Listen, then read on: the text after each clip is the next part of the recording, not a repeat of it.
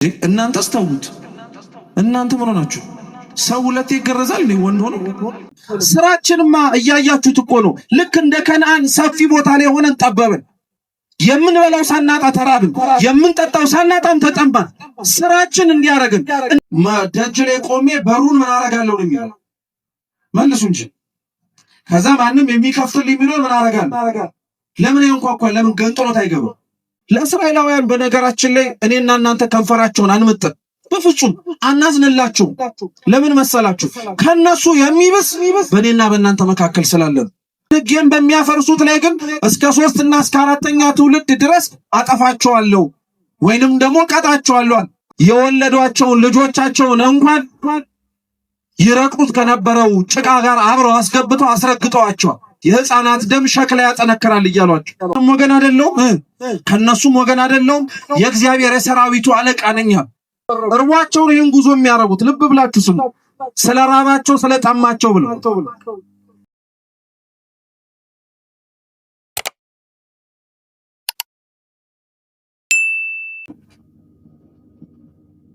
በስመ አብ ወወልድ ወመንፈስ ቅዱስ አሐዱ አምላክ አሜን። በስመ አብ ወወልድ ወመንፈስ ቅዱስ አሐዱ አምላክ አሜን። በስመ አብ ወወልድ ወመንፈስ ቅዱስ አሐዱ አምላክ አሜን። ክቡር አባታችን መጋቢ ምስጢር ቀሲስ ቡሩክ፣ ክቡራን አበው አይንተ እግዚአብሔር ካህናት፣ ወንድሞች ዲያቆናት፣ ሊቃውንተ ቤተ ክርስቲያን፣ ከሩቅም ከቅርብም የተገኛችሁ የልዑል እግዚአብሔር ቤተሰቦች፣ የእመቤታችን የድንግል ማርያም የአስራት የበረከት ልጆች እንደምን አመሻችሁ? እንደምን ዋላችሁ? እንደምን እስከዚህ ሰዓት ደረሳችሁ? አሜን። በቸርነቱ በምሕረቱ በይቅርታው ጠብቆ በእድሜያችን ልጅን ሰዓት ጨምሮ ለዚህ ያደረሰን የአባቶቻችን አምላክ የቅዱስ ሚካኤል አምላክ ልዑል እግዚአብሔር ስሙ የተመሰገነ ይሁን። አምላካችን ቢወድ ቢፈቅድ ከዚህ ሰዓት በኋላ ባለን ጥቂት ደቂቃ ሕያውና ዘላለማዊ የሆነውን የአምላካችንን ቅዱስ ቃል እንማራለን። ባለችን የቀሪ ሰዓት የመጽሐፈ ኢያሱ ምዕራፍ 5 ከቁጥር 1 እስከ 13 ድረስ ተጽፎ በሚገኝ የመጽሐፍ ቅዱስ ክፍለ ምንባብ መነሻ አድርገን የምንማር ይሆናል። አስቀድሜ ሁላችሁም መስማት እንድትችሉ የመጽሐፉን ቃል አነብላችኋለሁ። ከዛ በኋላ ወደ ትምህርታችን እንሄዳለን ማለት ነው። አምላካችን በጉባኤያችን መሃል ተገኝቶ እንዲያስተምረን፣ እንዲመክረን፣ እንዲገስጸን የእርሱ ቅዱስ ፈቃድ ይሁንልን። መጽሐፈ ኢያሱ ምዕራፍ 5 ቁጥር 1 እንዲህም ሆነ በዮርዳኖስ ማዶ በምዕራብ በኩል የነበሩት የአሞራውያን ነገስታት ሁሉ፣ በባህሩም አጠገብ የነበሩ የከነዓናውያን ነገስታት ሁሉ እግዚአብሔር ከእስራኤል ልጆች ፊት የዮርዳኖስን ውሃ እስኪያሻግሩት ድረስ እንደደረቀ በሰማ ጊዜ ልባቸው ቀለጠ። ከእስራኤልም ልጆች የተነሳ ነፍስ ከዚያ ወዲያ አልቀረላቸውም። በዚያን ጊዜም እግዚአብሔር ኢያሱን የባልጩት መቁረጫ ሰርተ የእስራኤልን ልጆች ሁለተኛ ጊዜ ግረዛቸው አለው። ኢያሱም የባልጩት መቁረጫ ሰርቶ የግርዛት ኮረብታ በተባለ ስፍራ የእስራኤልን ልጆች ገረዘ። ኢያሱ የገረዘበትም ምክንያት ይህ ነው። ከግብፅ የወጡት ሕዝብ ወንዶች ሰልፈኞች ሁሉ ከግብፅ ከወጡ በኋላ በመንገድ ላይ በምድረ በዳ ሞቱ። የወጡት ሕዝብ ሁሉ ተገርዘው ነበር። ነገር ግን ከግብፅ በወጡት መንገድ በምድረ በዳ የተወለዱት ሕዝብ ሁሉ አልተገረዙም ነበር። እግዚአብሔርም ወተትና ማር የምታፈሰውን ምድር ለእኛ ይሰጠን ዘንድ ለአባቶቻቸው የማለላቸውን ምድር እንዳያሳያቸው የማለላቸው ከግብፅ የወጡ የእግዚአብሔርንም ቃል ያልሰሙ እነዚያ ሰልፈኞች ሁሉ እስኪጠፉ ድረስ የእስራኤል ልጆች 40 ዓመት በምድረ በዳ ይሄዱ ነበረ። ልጆቻቸውን በእነሱ ፈንታ አስነሳ። እነዚህንም ኢያሱ ገረዛቸው። በመንገድ ሳሉ ስላልገረዟቸው ሸለፈታሞች ነበሩና ሕዝቡም ሁሉ ፈጽመው በተገረዙ ጊዜ እስኪድኑ ድረስ በሰፈር ውስጥ በየስፍራቸው ተቀመጡ። እግዚአብሔር ኢያሱን ዛሬ የግብፅን ነውር ከእናንተ ላይ አንከባልያለሁ አለው። ስለዚያ የዚያ ስፍራ ስም እስከ ዛሬ ድረስ ጌልጌላ ተብሎ ተጠራ። የእስራኤልም ልጆች በጌልጌላ ሰፈሩ።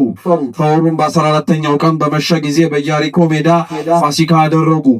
ከፋሲካው በኋላ በነጋው የምድሪቱን ፍሬ የቂጣ እንጎቻ ቆሎም በዚያው ቀን በሉ። በመነጋው ከምድሪቱ ፍሬ ከበሉ በኋላ መናው ቀረ። ከዚያም በኋላ ለእስራኤል ልጆች መና አልመጣላቸው። ነገር ግን በዚያው ዓመት የከነዓንን ምድር ፍሬ በሉ። እንዲህም ሆነ ኢያሱ በኢያሪኮ አጠገብ ሳለ ዓይኑን አንስቶ ተመለከተ፣ እነሆም የተመዘዘ ሰይፍ በእጁ የያዘ ሰው በፊቱ ቆሞ ነበር። ኢያሱም ወደ እርሱ ቀርቦ ከኛ ወገን ወይስ ከጠላቶቻችን ወገን ነህን አለው። እርሱም አይደለሁም፣ እኔ እግዚአብሔር የሰራዊቱ አለቃ ሆኜ አሁን መጥቻለሁ አለ።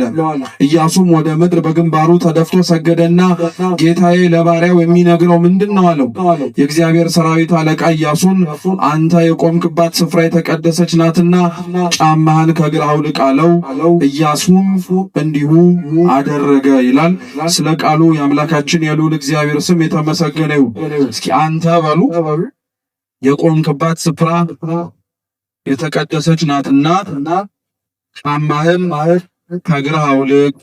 እስኪ ድገሙት። አንተ የቆምክባት ስፍራ የተቀደሰች ናትና ጫማህን ከእግርህ አውልቅ።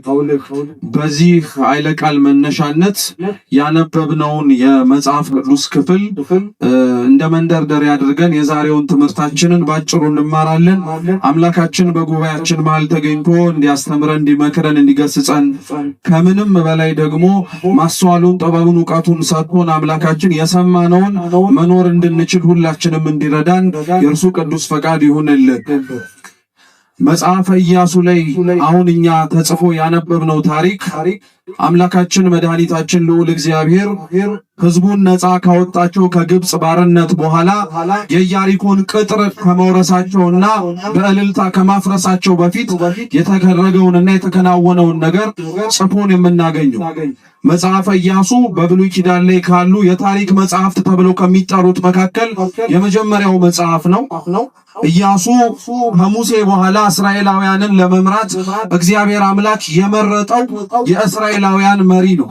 ሲነበብ እንደሰማችሁት እግዚአብሔር አምላክ እስራኤላውያንን ከግብፅ ባርነት ነፃ ካወጣቸው በኋላ አዲስ ትውልድ ተነሳ ይላል። ስለ አዲሱ ትውልድ መነሳት ከማውራታችን በፊት መጀመሪያ የነበረውን ነባሩን ትውልድ በምን አይነት ሁኔታ እንደነበረ ቢያንስ በጥቂቱ እንኳን ለማንሳት ግድ ይለናል።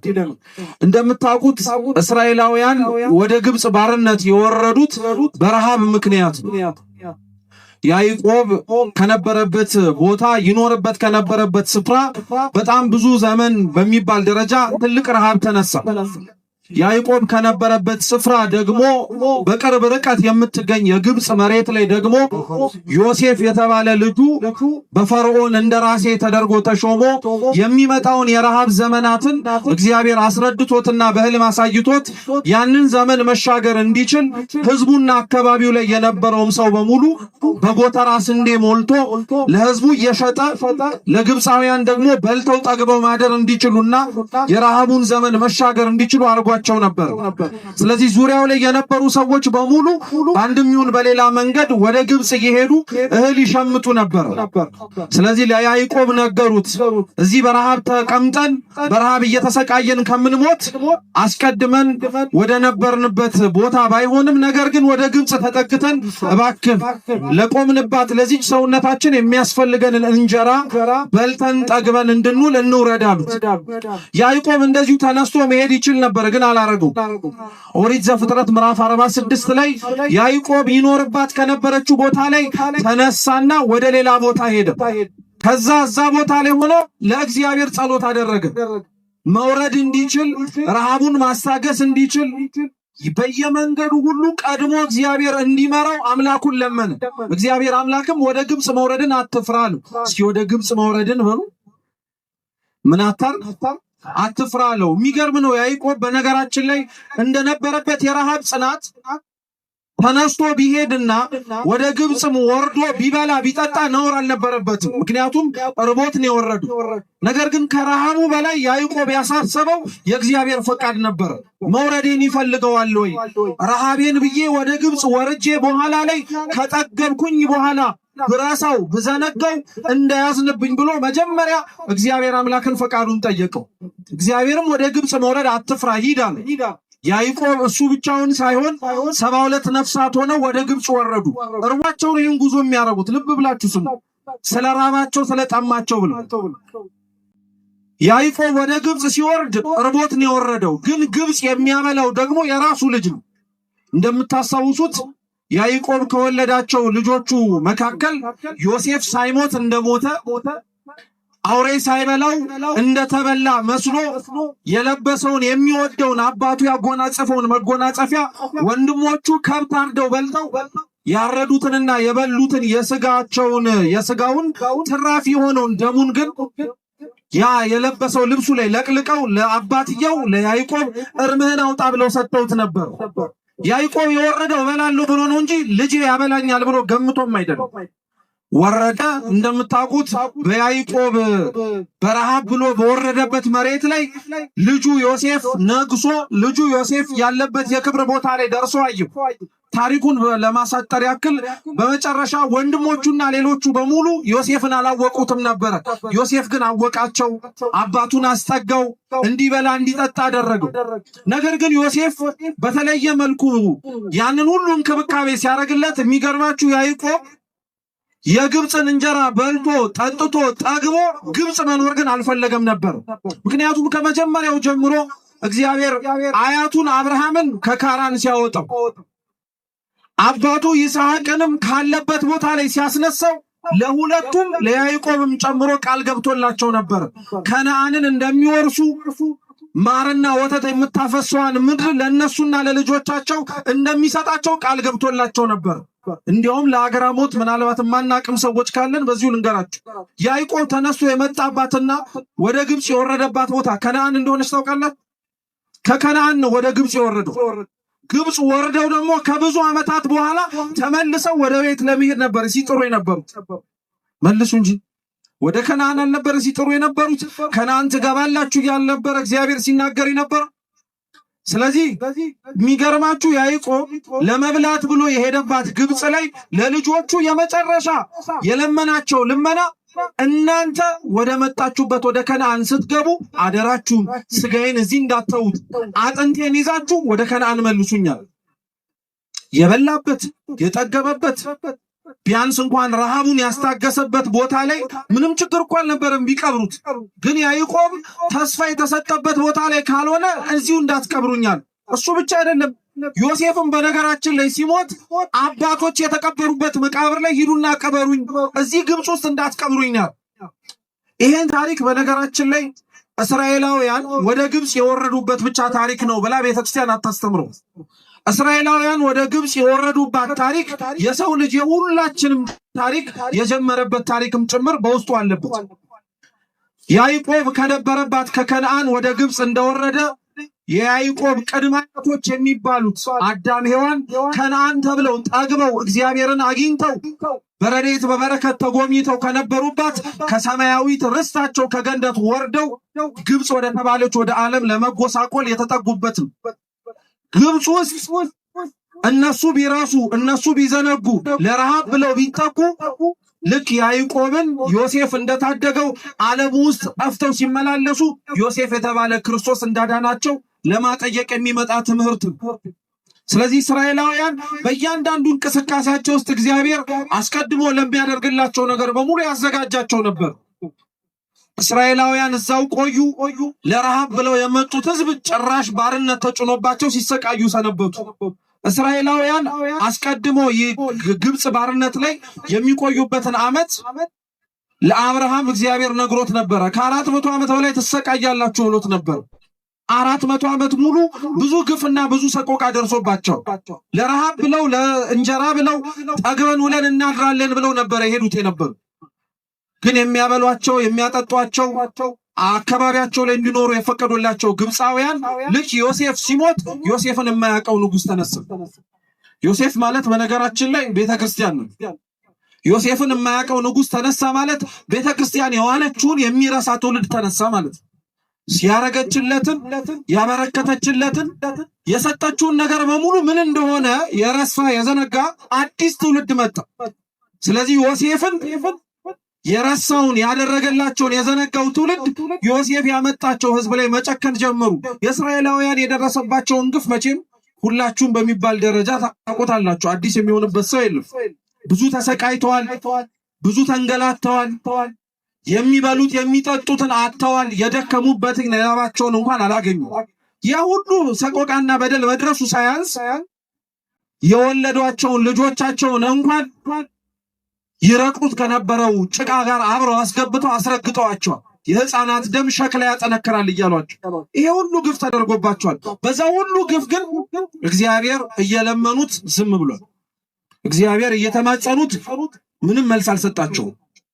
እግዚአብሔር ለእስራኤላውያን ለምን ዘገየባቸው? የሚደርስባቸው መከራ የማያንስ ወይንም ደግሞ ጥቂት ሆኖ ነው እንዴ?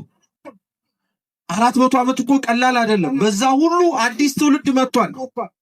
በዛ ሁሉ ጊዜ ውስጥ በጣም ብዙ ችግሮች ታይተዋል። ለ400 ዓመት ሲያነቡ እግዚአብሔር ለምን ዝም አላቸው? አባቶቻችን ሊቃውንት እግዚአብሔር ዝም ያላቸው ስለ ሁለት ዋነኛ ምክንያቶች ነው ይላል። አንደኛው እግዚአብሔር ዝም ያላቸው እግዚአብሔር እየሰማ እንዳልሰማ እያየ እንዳላየ ይሆንባቸው የነበረው እስራኤላውያን ባሪያ ሆነው በነበሩበት በግብጽ መሬት ውስጥ ግብፃውያንን በአምልኮተ ጣዖትና በባህሎቻቸው ይመስሏቸው ስለነበር ነው። ባሪያ መሆን አንድ ነገር ነው። ሰው እንዴት የሚገዛውን ይመስላል? መራብ መጠማት አንድ ነገር ነው። ሰው እንዴት የሚያበላውን የሚያጠጣውን እሱን የማይመስለውን ሰው ለመሆን ይሞክራል። እግዚአብሔርን ያሳዝኑት ነበረ። በሰቆቃቸው በእንግልታቸው ውስጥ እግዚአብሔር እያየ እንዳላየ የሆነባቸው የነበረው ግብፃውያንን ይመስሉ ነበር። በጣም እግዚአብሔርን ይሄ እኮ ያሳዝነዋል፣ ያቆስለው ነበረ። ሕዝቡ መሆናቸውን አልረሳም እሱ። እነሱ ግን የእግዚአብሔር ልጆች መሆናቸውን ረስተውት ነበር። ለመብላት፣ ለመጠጣት፣ ለመጥገብ ይመጣባቸው የነበረውን ፈተና ያቀልልናልና ያበርድልናል ብለው ግብፃውያንን መስለው ነበር። ዛሬም በነገራችን ላይ ተመሳሳይ ነን እኛ። እስራኤላውያን በመከራዎቻቸው ውስጥ እግዚአብሔር ዝም ያላቸው ግብፅም ስለመሰሉ ነው ከተባለ እኛም በምንጮኸው ጩኸት ውስጥ እግዚአብሔር አምላክ ሰምቶን እንዳልሰማን የሚሆነው የሚያሰቃዩንን ስለምንመስል፣ የበረቱብንን ስለምንመስል ወይም ደግሞ የበረቱብንና ያሰቃዩንን ባንመስል ከመሞት መሰንበት ይሻላል ብለን ከእነሱ ጋር ስላበርን ነው። ይሄ እውነታው። ስለዚህ እግዚአብሔር ዝም አላቸው። እውነተኛ ማንነታቸውን የእግዚአብሔር ልጆች መሆናቸውን እስኪያስታውሱ ድረስ እሱም ዝም አላቸው። ሁለተኛው እግዚአብሔር ዝም ያላቸውና ያ ሁሉ ዘመናት ውስጥ ሲያለቅሱና ሲያነቡ ሰማ እንዳልሰማ አይቶ እንዳላየ ዝም ያላቸው ሙሴ እስኪነሳ ድረስ ነፃ የሚያወጣቸውን ምክንያት እስከሚያገኝባቸው ድረስ። በነገራችን ላይ እግዚአብሔር እንዲህ አይነት አምላክ ነው። ክርስቲያኖች ያለ ምንም ነገር ማድረግ ይችላል። አጋዥ፣ ረዳት፣ የሚተባበር ለሚያደርገው ስራ እጅ የሚሆነው ሰው ባያገኝም ማድረግ ይችላል። ግን ሰለስቱ ምዕት ምን ይላሉ? ለሚያደርገው ስራ እግዚአብሔር ምክንያት ይፈልጋል ይላል። መሳሪያ ይፈልጋል። ስለዚህ መሳሪያ የሚፈልገውን ለሚያደርገው ነገር አብሮ የሚተባበረው ሙሴ እስኪነሳ ድረስ ዝም ብሏቸው ነበር።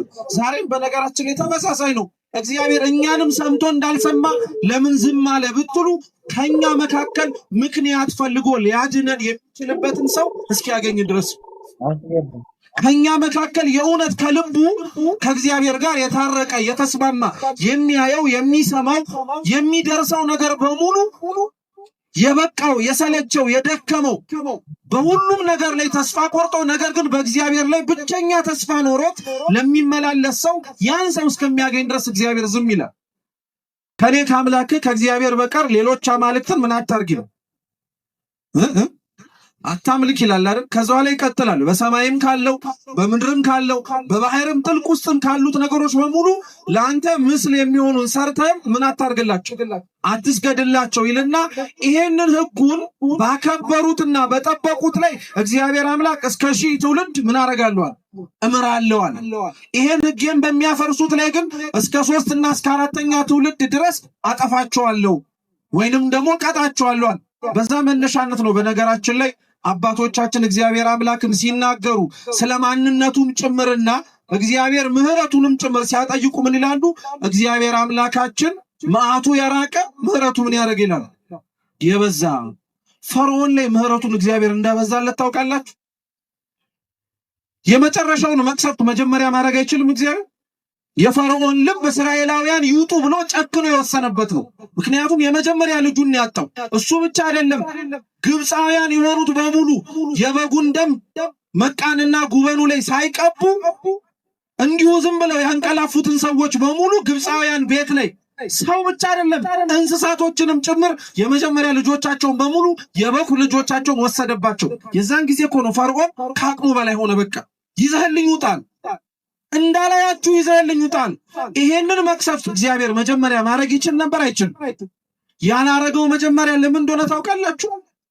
ፈርዖንን እየታገሰው ስለነበረ ነው።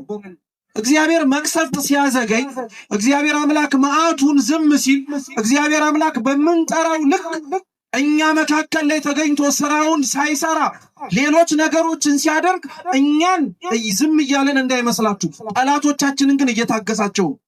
ከተነሳ የሚመልሰው የለማ። ከተነሳ የፈርዖን ጥንካሬ፣ የፈርዖን ጀግንነት፣ ፈርዖን 400 ዓመት በላይ ሲገዛ የነበረው አገዛዝ እግዚአብሔር እኮ አንዴ ልጁን ሲወስድበት ጉልበቱን ያንበረከከ አቅመ ቢስ ነው ያደረገው። እስከዛ ድረስ ግን እግዚአብሔር ታግሶት ነበረ። እስከዛ ድረስ ግን የፈርዖን ልብ ባይሆን አንዴ ባይሆን ሁለቴ እያለ ታግሶት ነበረ።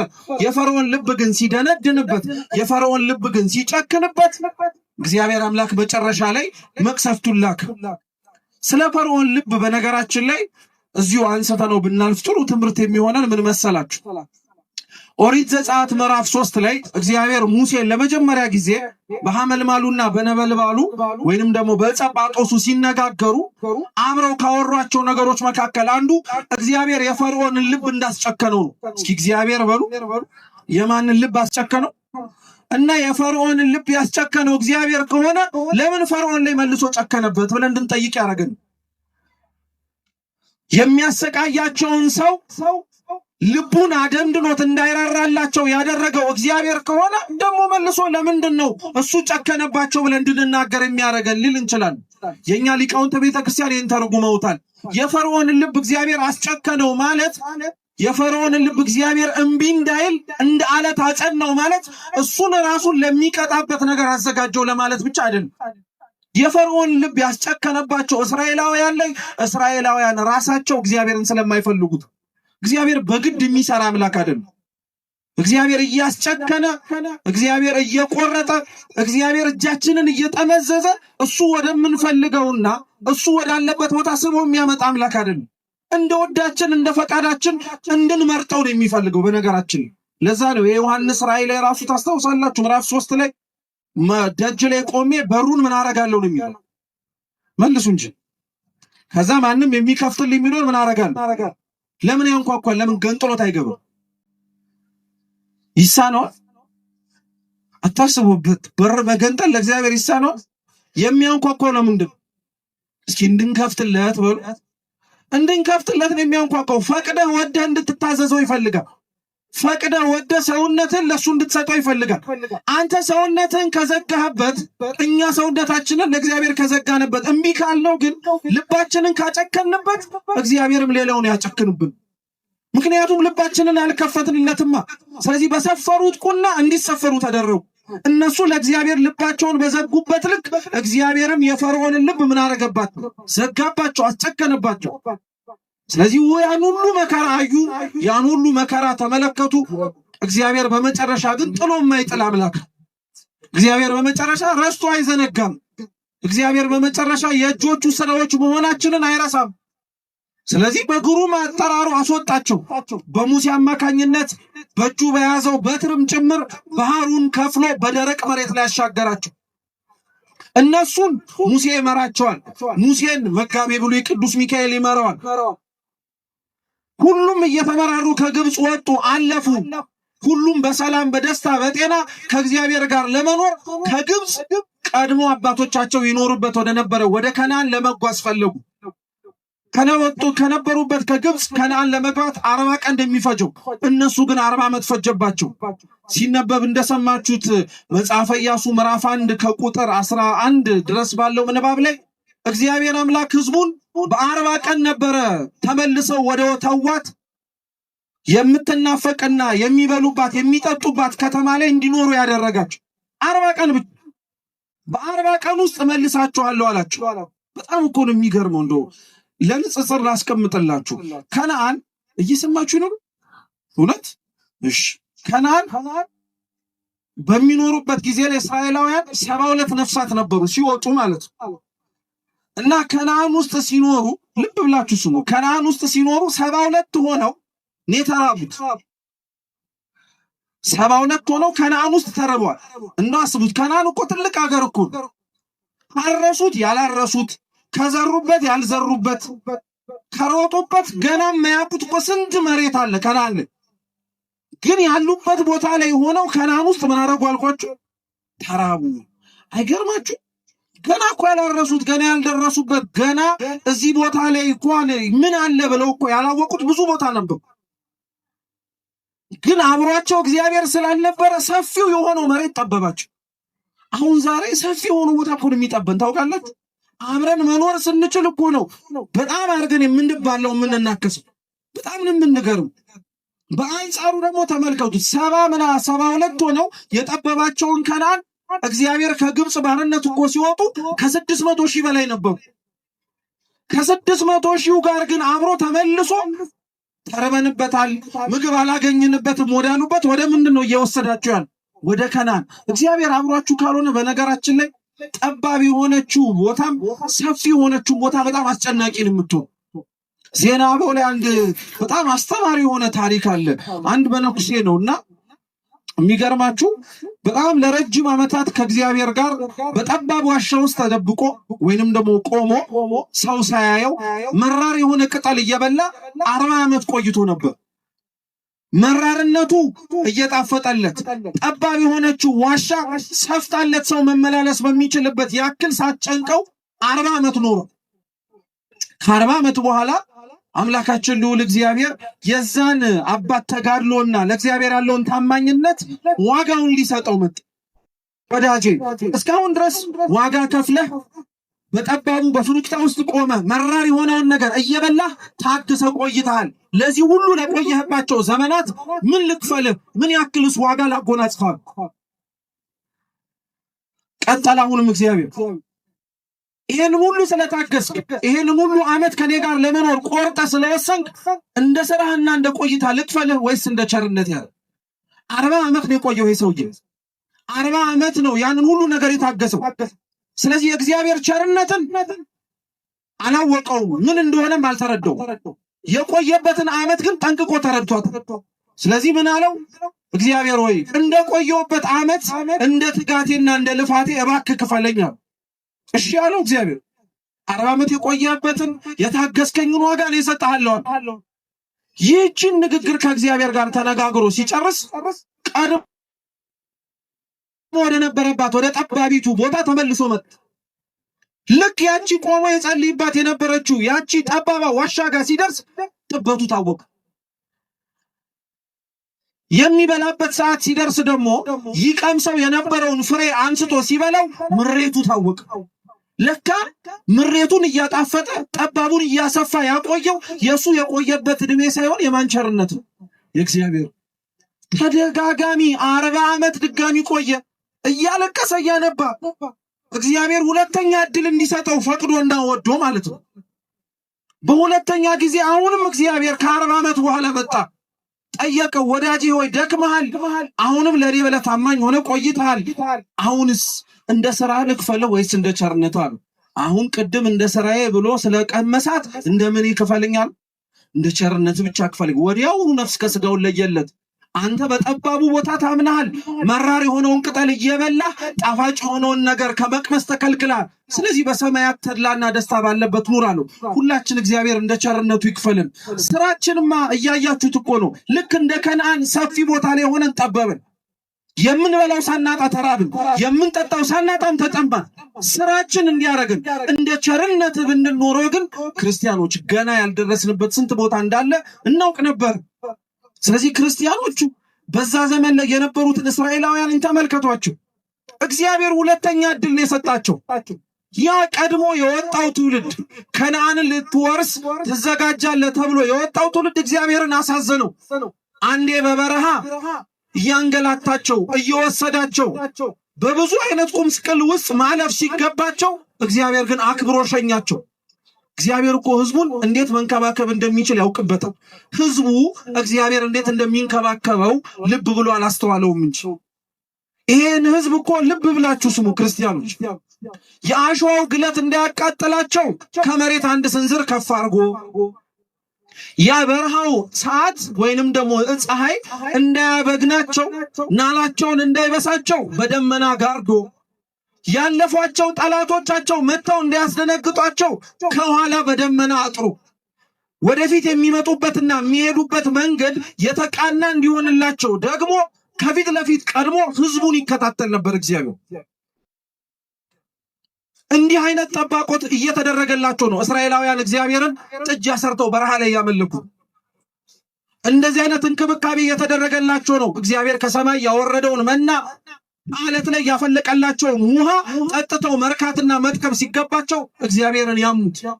ለእስራኤላውያን በነገራችን ላይ እኔና እናንተ ከንፈራቸውን አንመጥን፣ በፍጹም አናዝንላቸው። ለምን መሰላችሁ? ከነሱ የሚብስ በእኔና በእናንተ መካከል ስላለን እግዚአብሔር ለእስራኤላውያን ከመሬት አንድ ስንዝር ነው ከፍ አድርጎ ያኖራቸው። እኛን እኮ ክርስቲያኖች ከመሬት አላቆ ሰማይ ቦታ ሰደው እነሱን ፀሐይ እንዳይመታቸው ነው የጋረደላቸው። እኔና እናንተን እኮ ከፀሐይ የባሰ መከራ እንዳይመጣ ስንፍናችንን አውቆ ከልሎናል። እነሱን በደመና ከኋላ ያለ ጠላት ከፊት ያለም መንገድ እንዲቃና መርቶላቸዋል።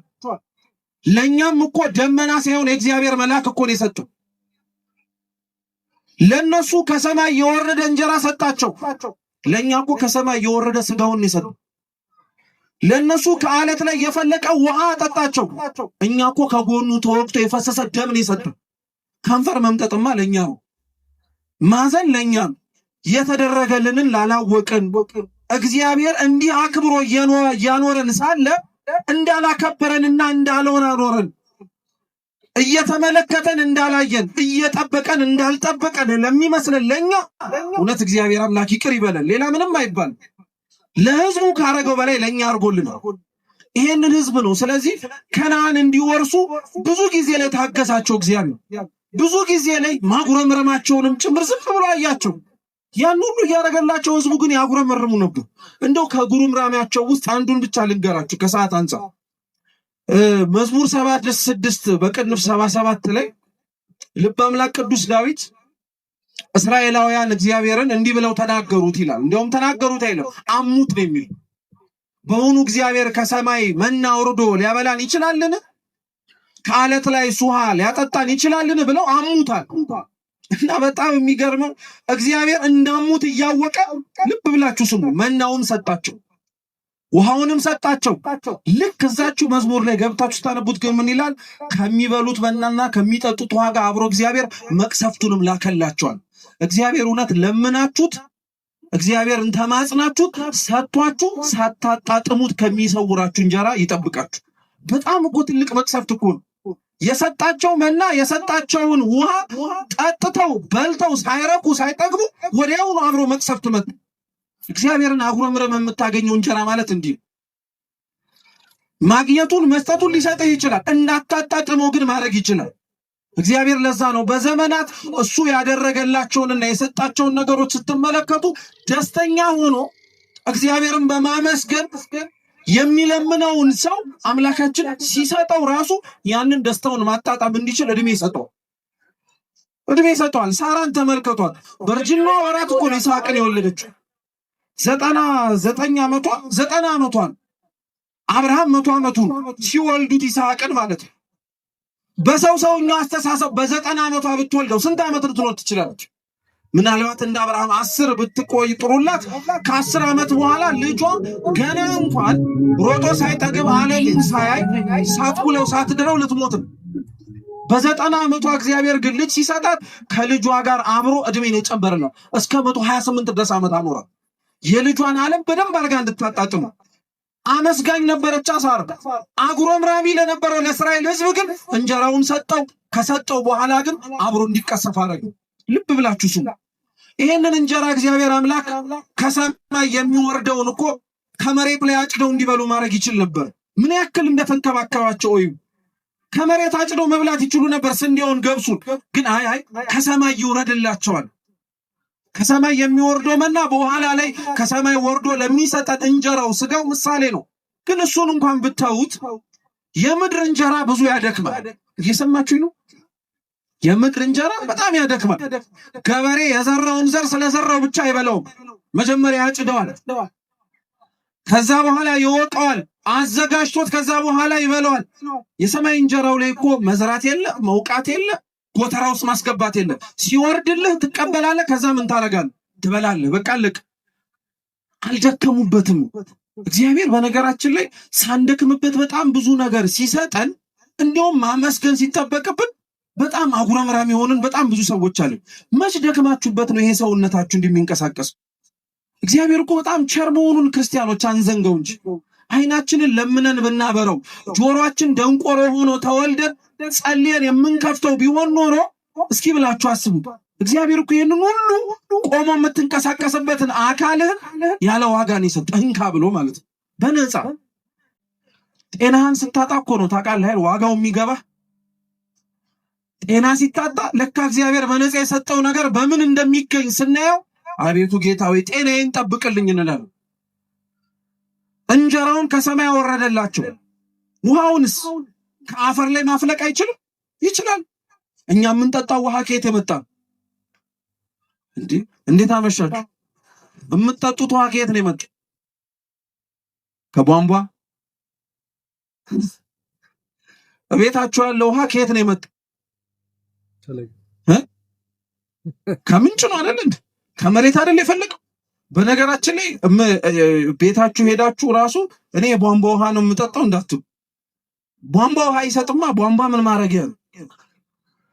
ገብቷችኋል? የምትጠጡት ምንጭ ነው፣ ግን በምን ወጥቶ ነው? ቧንቧ እንደማለት ብቻ። እሱን ተውትና የምንጠጣው ውሃ ከየት የመጣ ነው? ከመሬት የወጣ ነው አይደል? ከመሬት የወጣውን ውሃ የወጣበት ቦታ ላይ ሄደን እንጠጣው ብንል አፈሩ ወደ ታች ጠሎ ወደ ታች እስካልሰረገ ድረስ ውሃው ምንድነው የሚሆን? ይደፈርሳል አይደል? ንጹህ ቢሆንም ምንጩ፣ ውሃው ግን ስለ አፈሩ ግን ድፍርስ ስለሆነ ምን ያደርገው? የቆሸሸ ያስመስለዋል አይደል? እስራኤላውያንን እንደዚህ አይነት ውሃ መስጠት ይችል ነበር። አመላቸውን ግን ስለሚያውቀው ከአለት ላይ ውሃ ሰጣቸው። የአለት ውሃ ንጹህ ነው። ድንጋይ ምኑን ያደፈርሰዋል? ድንጋይ ዝም ብሎ ለሚያፈስ ይሄንን ሁሉ አድርጎላቸው እነሱ ያሙት ነበር። ስለዚህ እግዚአብሔር አምላክ ይሄ ትውልድ ለከነዓን የተዘጋጀ ስላልሆነ አብዛኞቹ በረሃው ላይ ቀሩ። አብዛኞቹ የናፈቁትን ሳያዩ ሞቱ። አብዛኞቹ የተመኙትን ምኞታቸውን ሳያገኙ አንቀላፉ። አዲስ ትውልድ ተነሳ፣ አዲስ ትውልድ መጣ። ሙሴ የመራቸው በሙሉ አብረው አንቀላፉ። ኢያሱ የሚመራቸው ትውልድ ደግሞ እንደ አዲስ ተነሱ። ኢያሱ ታዲያ ህዝቡን እየመራ ሲሄድ፣ ህዝቡን በየመንገዱ ሲጓዝ እግዚአብሔር አብሮት ስለነበረ ልብ ብላችሁ ስሙ። መጽሐፈ ኢያሱ ምዕራፍ 5 ቁጥር 1 ላይ ሲነበብ ምንድነው ያለው? በኤዶምያስ በከነዓንም በኩል ባሉት መንገዶች ሲሻገሩ እግዚአብሔር የዮርዳኖስን ወንዝ አሻግሯቸው እንደመጡ ጠላቶቻቸው ሲሰሙ ልባቸው ቀለጣል። እስኪ ልባቸው ቀለጠ በሉ እንጂ ምናቸው ቀለጠ? ማን ነው ልባቸው ቀለጠው? ጠላቶቻቸው እኮ ነው ልባቸው ቀለጠው። ህዝቡን አይተው አይደለም የደነገጡት፣ ህዝቡን አይተው አይደለም የፈሩት። ህዝቡ ሲሻገርም ተመልክቶ አይደለም ልባቸው የቀለጠው። ልባቸው የቀለጠው ማን ስራ ሲሰራ ስለተመለከቱ ነው። በጣም ነው የሚገርመው። ህዝቡ እግዚአብሔርን ሳይፈራ፣ ህዝቡ እግዚአብሔርን ሳያከብር እግዚአብሔር ነው አምላካቸው ተብሎ ግን ሲነገር ጠላት ይፈራል። በጣም እኮ ነው የሚደንቀው። አሁን እንደና እናንተን ጠላት የሚፈራን የሚያናስፈራ ሆነን ተንጋግተን ቁጥር ስላለን ነው። ቢሆንማ ኖሮ በፈሩን ነበር። እስካሁን የምንፈራው የምንከበረው ማን አብሮን ሲኖር? እግዚአብሔር ነው። ጠላት የሚፈራ እግዚአብሔር አብሮ ሲሆን ነው። ጠላት ልቡ የሚቀልጠው አንተ ከእግዚአብሔር ጋር ቆመ ሲመለከት ነው። ኢያሱና ህዝቡን ጠላቶቻቸው ሲያዩ ልባቸው የቀለጠው እግዚአብሔር አብሯቸው ስለነበረ ነው። ዛሬ ተሰሚ ያልሆን ነው የማንፈራው፣ በዛው ልክ የማንከበረው ቁጥር አንሶን አይደለም። ከኛ መካከል ግን እግዚአብሔር አለ ወይ ብለን ስንፈትሽ ስራችን እግዚአብሔርን የሚያስጠጋ ስላልሆነ ነው። ደግሞ እያወቅን ይሄንንም ጥፋት እናጠፋለን። ደግሞ ይሄንንም እየተመለከትን ጭራሽ እግዚአብሔርን እናሳዝናለን። እውነት እግዚአብሔር ልባችንን ይመልስልን። ህዝቡ እግዚአብሔርን በሚፈራበት ልክ፣ ህዝቡ እግዚአብሔርን በሚፈራውና በሚታዘዘው ልክ ቢሆን ኖሮ ጠላቶቻቸው ከዛ በላይ ጭምር አይንቋቸውም፣ በጣም አድርገው ይፈሯቸው ነበር። ህዝቡ ግን ዝም ብለው ነው የሚሄዱት። እግዚአብሔር ግርማ ስለሰጣቸው ፈሩ፣ ጠላቶቻቸው ደነገጡ። እግዚአብሔር ሙሴን አለዋል መቼም ዝም ብላችሁ እንደዚሁ እንደሆናችሁት ተስፋ የምታረጉትን ከነዓንን አትወርሱም። የባልጩት ድንጋይ አንሳና ህዝቡን ወንዶቹን ግረዛቸዋል። ግዝረት ኦሪት ዘፍጥረት ምዕራፍ 12 13 14 ላይ ለአብርሃም የተሰጠ የቃል ኪዳን ምልክት ነው። የአብርሃም ዘር ከአህዛብ ይለይ የነበረው በግዝረት ነበር። ወንዶቹ በግዝረት ይለያሉ፣ ሴቶቹ ደግሞ በድንግልናቸው ደም ይለዩ ነበር። እነዚህ የአብርሃም ዘሮች ናቸው ተብሎ አይገርማችሁ? ደናግላን መሆን በኦሪቱ ዘመን ለእግዚአብሔር ምርጥ ሰው ለመሆን ማሳያ ምልክት ነበር። ምክንያቱም አህዛብ ዘላኖች ነበሩ። ከማንም ጋር ይተኙ ነበር። ከማንም ጋር ንጽህናቸውን ያረክሱት ነበር። የእግዚአብሔር ሕዝብ ግን በተለይ ሴቶቹ የድንግልናቸውን ደም ምልክት ያረጉለት የነበረበት ምክንያት ከራሳቸው ሕዝብ ካልሆነ ሕጋዊ ሆኖ ከሚታወቀው ጋብቻ ውጪ ከሌላ ሰው ጋር ስለማይነካኩ ነበር።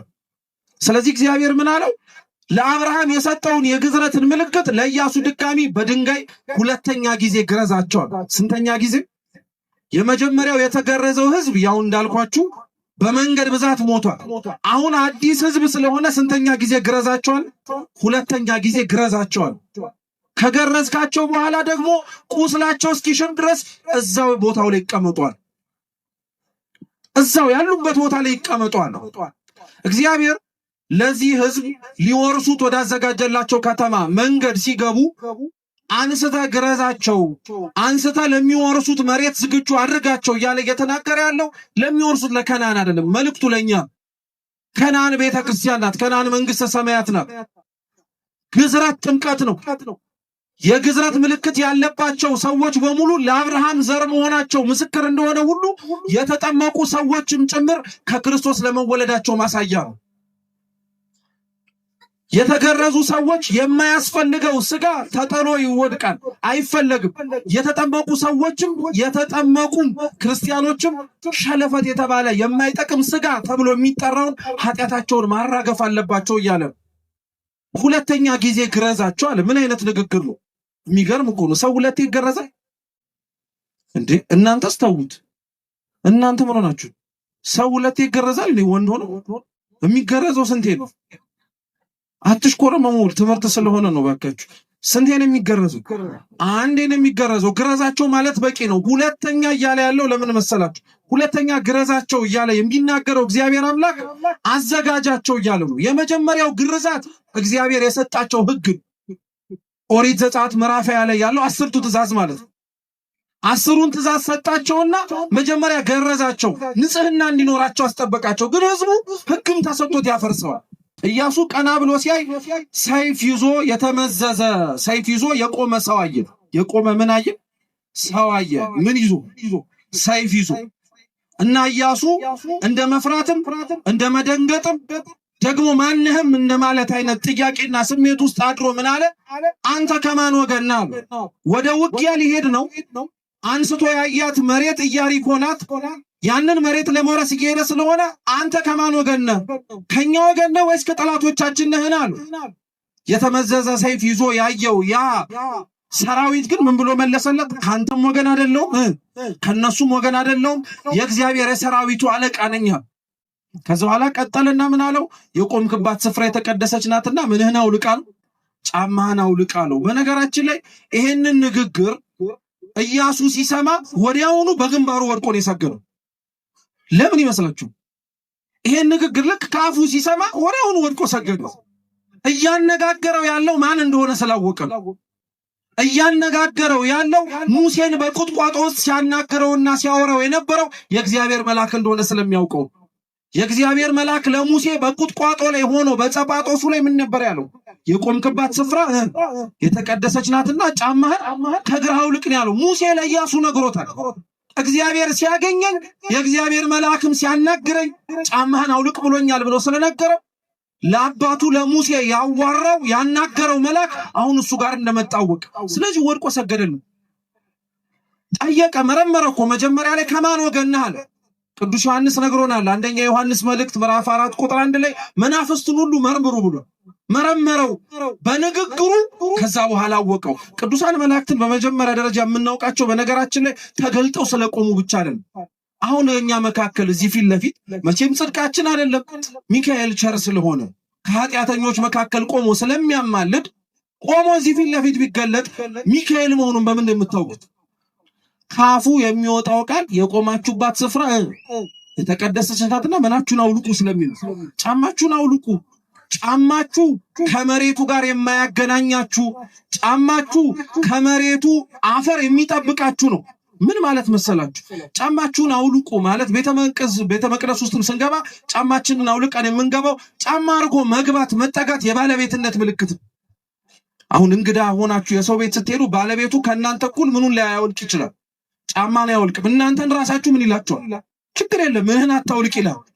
ግን አንተ እንግዳ ስለሆንክ ወደ ሳይሆን ጫማህን አውልቃ ትገባለህ። ምን ማለት እንደሆነ ታውቃላችሁ? ካህናት ቤተ መቅደስ ሲገቡ ጫማቸውን አውልቀው የሚገቡት እኛ ባሪያዎች ነን፣ የቤቱ አገልጋዮች ነን እንጂ የቤቱ ባለቤት አይደለንም። እኛም ቤተ መቅደስ ውስጥ ስንገባ ይህቺ ቤተክርስቲያን አካልነቷ ያንተ ናት። እኛ ተሰብስበን አንተን የምናገኝበት ስፍራ ስለሆነ ጫማችንን አውልቀን እንገባለን። ሁለተኛ የእግዚአብሔር መልአክ የቆመበት ቦታ የረከሰ ቦታ ነው። በነገራችን ኢያሪኮ የኃጢአተኞችና የጣዖት አምላኪዎች ቦታ ናት። ግን እሱ ሲቆምባት ቦታው ተቀደሰ። የእግዚአብሔር መልአክ እንዲህ ነው።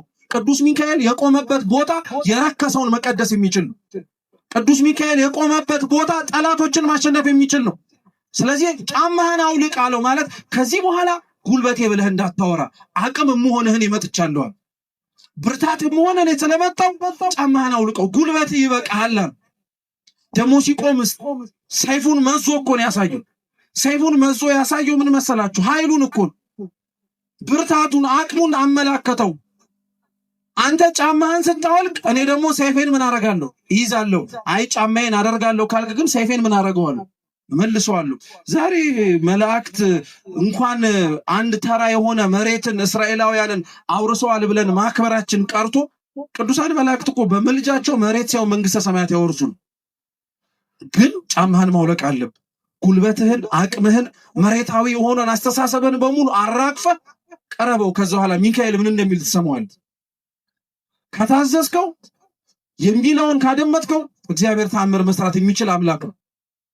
ጫማ መደራረባችንን ጫማ ማረጋችንን እናውልቆ። በቃ አየነው። በእኛ ጉልበት ምንም አልመጣም። በእኛ አቅም ምንም የተደረገ ነገር የለም። ከዚህ በኋላ አቅማችንንም ልካችንንም ሞክረንም ተፍጨርጨረንም ሳንሞክርም ታዛቢም ሆነን አይተነዋል። እኔ ከዚህ በኋላ አልሞክርም የምንል ከሆነ ወይ ደግሞ በቃኝ አቅሜን ሞክሬያለሁ ካላችሁ ጫማችንን እናውልቅና ማን ስራውን መስራት ይጀምር? እግዚአብሔር ስራውን መስራት ይጀምር። እውነት ሁላችንም ለእግዚአብሔር የማይመቸው በሰውነታችን በእግራችን በልባችን ውስጥ ያደረግነውን ነገር በሙሉ ማውለቅ የምንችልበትን አቅም ሁላችን ይስጠን። ቅዱስ ሚካኤል ከተገኘበት ካለበት ስፍራ ጠላት እንደሚርቀው ሁሉ እኛም ጠላቶቻችን ከሰለጠኑበት ከበርቱበት ቦታ ላይ በሙሉ ቆሞ ቀና ብለን ለማየት እንድችል ይርዳን። ያስተማረን አምላካችን ስሙ የተመሰገነ ይሁን። ቅዱስ ሚካኤል ምልጃውን ረድኤቱን ፍቅሩን ያሳድርብን። በጎደለው በክቡር አባታችን የሚታረም ይሁን። ወስብሐት ለእግዚአብሔር።